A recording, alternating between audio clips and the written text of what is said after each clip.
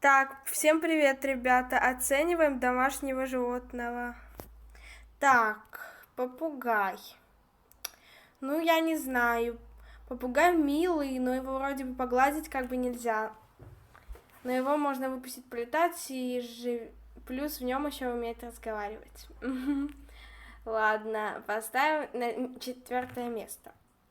Дальше. Змея. Ой-ой-ой, это опасно. Это уж, наверное, я не знаю, ну, короче, его погладишь, но он неприятный на ощупь, как можно сказать, и змея может ядовитая, и, кстати, змея может сожрать вас, так что я ставлю где-то на место 9. Так, дальше. Ой, черепашки, они вроде бы милые, да, тоже в руках так не подержишь, но черепашки милые, я на место 6 поставлю. Кролик. Лайки.